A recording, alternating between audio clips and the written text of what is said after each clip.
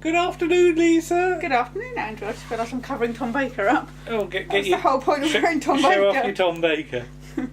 Doctor Who and the Seeds o' Doom. Yes. Episode part 2. Yeah, I like the way on the DVD it says episode selection, Yeah. and you select the episode selection thing, and Yeah. you choose part 2. Yes.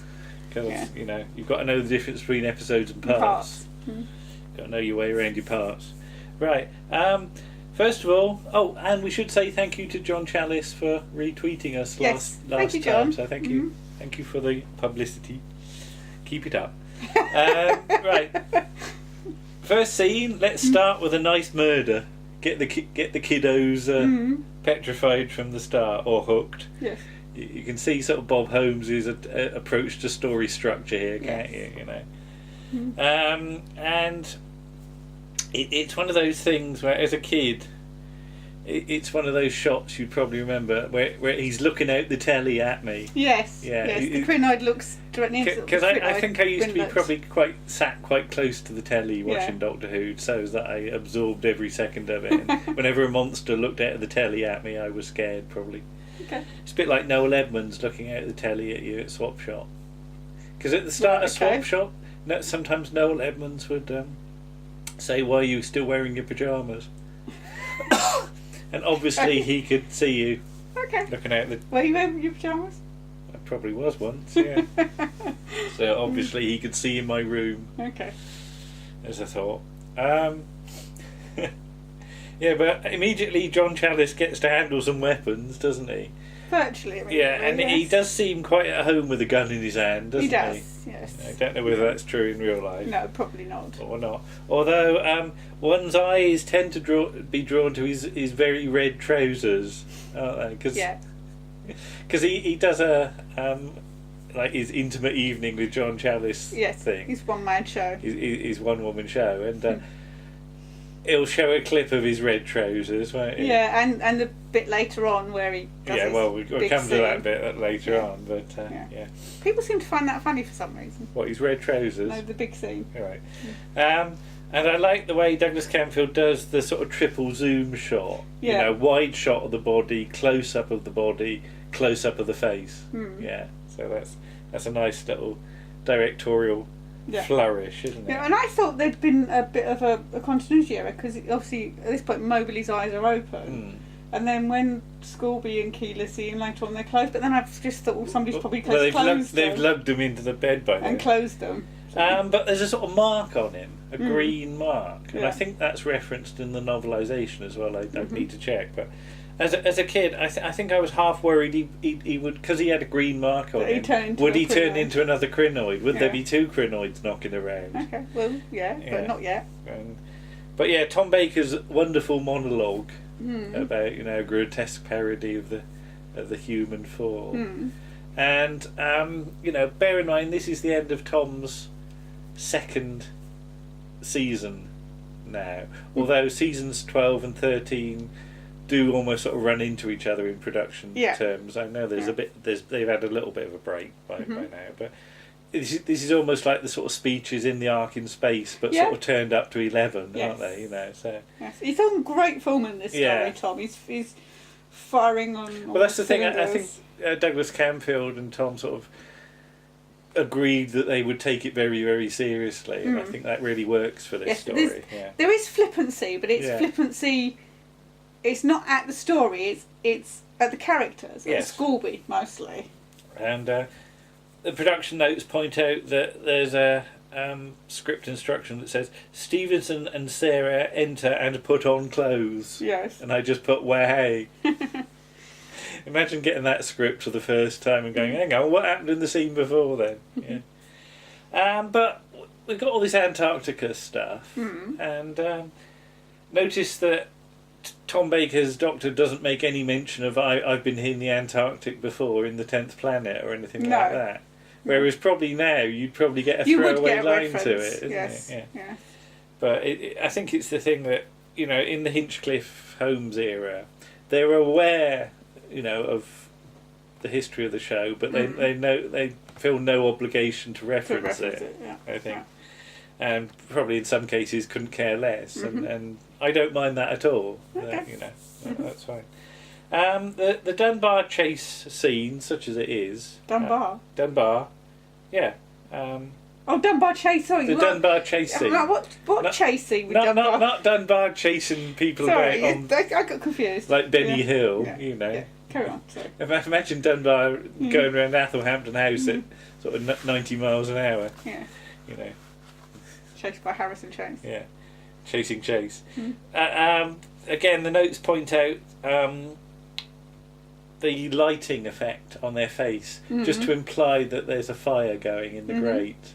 You never see the fire, but there's just a bit of flickery light on their necks and stuff. And I said, do you suppose Chase has read all of his books? Because he's got shelves and shelves of books, all with like that sort of red sort of covering on them. Yeah. It's not really sort of leather, is it? No. What is it? Well, yeah, it's sort of leatherette fabric-y kind of. stuff. Yeah. And you get the feeling that he's one of these people that have got loads of books just to make it look good. You know, just he's got bookshelves, so he should put something on them. As opposed to us who have books that we intend to read and haven't got round to. And have not got enough bookshelves. No.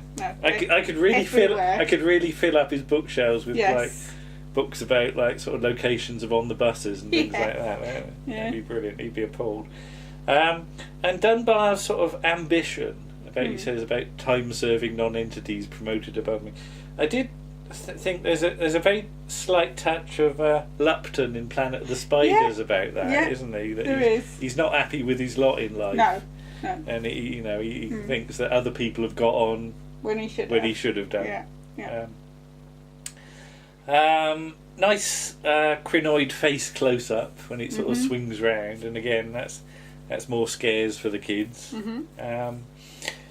And this whole idea of having a separate power supply building, you know, I can understand why it's there in the plot, so that people have got locations to go back and forth from. But if something goes wrong with it and all the power goes out on the base, that's a long way to get to in the dark, isn't it? Yes, and the cold. In the dark, yeah. I'm more thinking of like if the lights went off at 1 o'clock in the morning, you know, because when we were at Gillingham, our smoke detector used to beep, didn't it? Yeah, if the power went off, it was wired into the. But it had a battery that beeped. No, there was no battery. It was wired into the power. So if we had a power cut, while we had a power cut, it would bleep. But it must have bleeped from a battery. It needed a bleepy battery beep, didn't it? But it still bleeped, didn't it? Yeah. So but I like Keeler and Scorby's little bit of physical comedy when they're on the radio. They do a little bit of panic. Yeah, a bit of nudging. Well, Keeler does. Scorby's just nudging him away the whole time, isn't he? So. They're quite fun together, and I'm just going to say about that in a minute. But that whole thing about, is that you, Derek? So does the bloke on the other end actually recognise Derek's voice? Does he know him enough to cotton on that Scorby isn't Derek? Yeah. If so, why didn't he notice in the first place? Because they have a bit of a conversation before he starts to worry about it. I think it's because of what he's saying as well, because he's being evasive, isn't he? So. But I just put, can you imagine a Scorby Keeler spin-off series where they go around investigating sort of plants, like Rosemary in Thyme? Right. You know? Steve Gallagher could write for it, and like Scorby and Keeler could go around and have misadventures with like vegetables or something. No. Okay. And Tom's very shouty. Never mind how I know, Stevenson. And is he cross when questioned on this? Because maybe he's had a previous adventure with the Krynoids that didn't end well, and he's feeling a bit guilty about it. I don't know. Yeah. You can, because again, how does the Doctor know about the Krynoid? Yes. You know, it's not as though he's looked it up in his diary or anything like that. So, don't know. Mobley, when he's in the bed, he does look like a dummy, doesn't he? He looks like he's a dummy from the Goodies or something like that. When they pull back the I guess you know, because his face is I don't know, they've done a little bit of makeup to his face or something like that, and he's very, very still when they pull the sheet off. You know, he's doing some very good stiff acting. Is then Pardon the the expression. information text is doing sort of shallow breathing technique, so you can't see him breathing. I tried doing it when it came up to see if I could do it. No, I think it's a technique you have to be told. No, right. I'm not going to like pass out halfway through the video. And the whole hands up, turn around stuff. Yeah. You know. That is very Tom. Mozart. And I like to think, oh him, he died, and then Tom smiles at that point. And you can see Capaldi's doctor smiling at that point. It's a very, you know, it's that whole thing about the doctor doesn't react in the way you'd expect him to react. Yes. That Tom was quite keen on. And I like Camfield's note about the Krynoid when it's sort of sucked in the energy. It's a bit perkier now. Yes. A perky Krynoid. You get to see, and I hadn't noticed it in part one, that the base crew have got a record player. One of those big boxy ones with the lid on them, and I had something similar to that. And I was just wondering what sort of records did they have? Did they have the latest chart hits shipped out to them? Had they recently taken like a copy of Whispering Grass by like Windsor Davies and Don Estelle? You know. Well, because it's plant-based. Because it's plant-based, okay. yeah. Because they're into plants, so send up records about plants, you know. So imagine them like with a microphone singing along to it in the cold winter nights, you know. Sing Mobility, lovely boy. Okay. No. Okay. Sorry for the accent. And again, where's the pod scene is nice as well. That grew in the bed that was close to the house that Jack built and all that. But the Krynoid actually is fairly dialed down in this episode, isn't it? Scorby is actually more of a physical, immediate Scorby threat, is isn't the he? threat. The Krynoid is just doing what it does to survive. Yeah. The Krynoid kills out of instinct. Yeah. Whereas Scorby kills out of pleasure. Yeah. So it is a nice contrast that you've got two threats that are very, very different in this thing. So, and you know, much as, and I have to say this, much as John is lovely, I can actually take him fairly seriously. Yes, no, he is. He's very good in this. Because Escape to Athena's on at the moment, or was on. Just about to finish. And seeing dear old Sheard. I know, it's very hard to take him seriously. Playing a Nazi is quite funny. He's a sort of bumbly Nazi, though, I isn't suppose he? so. He's not like But Scorby I take seriously. Yes. So. John's... You're very good, John. Yeah. They're very scary. But... What was I say? Keeler? Yeah, Keeler not wanting the gun is a nice touch as well. And the thing about, you know, we won't hurt you. Yeah. You know, because clearly, as a double act, Scorby is there for the threat, and Keeler is there for the knowledge. So Well, he's a scientist, isn't he? He's, you know. Have you never met a scary scientist? Not really. No. All right. Okay. Are we all a bit bumbly? A little bit. Okay. Good. Scorby's sudden interest in the power system is quite funny though. Yeah. There's just one thing I don't understand. As though he's like taken a sudden interest, as though, you know, when he grew up he wanted to be an electrical engineer or something like that. You know, it's got nothing to do with my mission, but tell me about how you get your power.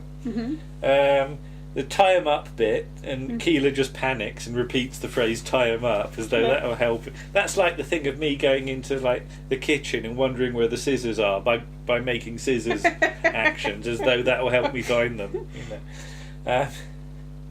And then he bumps into Scorby and says sorry as well. Although that was apparently an accident. Tom gets very, very angry, shouting Scorby louder and louder. Yes, Tom is... I mean, later on he goes a bit sort of Steed, really, doesn't he? And sort of, because he's been described as almost being like the Avengers in some ways when he has a little action scene. And Scorby's very well prepared for the situation. Yes. Though I do wonder, was he going on to a bring a bomb party or something like that? The fact that he's got a bomb with a countdown that'll work on the power supply thing. And although he says there are wires going to the base, I don't quite get how blowing up a power system will send a pulse that'll explode the whole base as well. you need a bomb on the base, really. But, we won't. Don't perhaps worry it's about unstable power or something. Perhaps it sends a surge. Yeah, Keeler bumps into the piping at one point. That makes a good dong when he puts the bomb on, doesn't it? I was thinking that. Yeah. They've dubbed over a good sort of... And although the pipe wobbles when Keeler bumps into it, I think that's a realistic wobble, because a pipe like that would wobble, so I don't mind that at all. I notice in the power building there's a first aid box, which is, I think they'll need more than a sticking plaster by the end of this part, but the fact that there is a first aid box, if you tripped arse over tit and cut yourself on some wiring, you wouldn't have to drag yourself back to the base. No. But yeah, a nice bit of strangulation now coming up from the Krynoid, and this was what Mary Whitehouse was picking up on. The latest trend in Doctor Who is strangulation by hand, by claw, by vegetable matter. So and nice to see a good old-fashioned countdown as the bomb ticks down, and this is Terry Nation would approve, I think, wouldn't he? Yeah. But the Krynoid's been nipping about in this episode, going from here to there and back again, hasn't it? So, if the Krynoid's done its 10,000 steps or whatever it is you're supposed to do. Yeah, needs a Fitbit to check its steps. A Fitbit? A Fitbit. Right. That's what they're called. Okay. I'm sure other ones are available. Okay. Yeah. And the way it's shot when it comes in to the power thing at the end, and it sort of chases after Tom, and then the camera cuts away to Sarah going round the other way, and you could be sort of half forgiven for thinking there are two of them, as it nips round the other way, but you don't see it do it. So suddenly it's almost as though there are two. So maybe Mobley did turn into one after all, but I know it's not. But no. And then everybody runs outside, and kablooey! Yes. As we get another fantastic model explosion, giving like Space 1999 a run for its money at this point. Yeah. And I just put, now get out of that, Doctor Who. As everything around him explodes, and even the wires explode underground, apparently. And so there you go. Yeah, and it's really starting to gather pace now, the story, isn't it? I'm really keen to watch. We've got to wait a week to watch the next one, but at this point, we're a third of the way through the story, and it doesn't feel like it. No. Seeds of Doom to me is always a story that you get like sort of 3 or 4 episodes into it, and you're sorry it's going to end soon. There are other 6-part stories I could name that by the end of part 2 you're already starting to look at your watch, aren't you? But this one. And it's partially the scripting, but it's partially Douglas Camfield as well. Yes, he's very good. So this is a story I could happily sit down and watch in one go. Not that we will. And you shouldn't watch Doctor Who stories in one go. No. The whole point is that you pause between episodes. I remember the excitement of watching it for the first time though, and just watching the next episode and watching the next episode to see what would happen. And Paul is very fond of it, I know. Yes. So and quite right too. Yes, it's a good story. Anyway, we'll be back for part 3 next time. Bye-bye. Bye.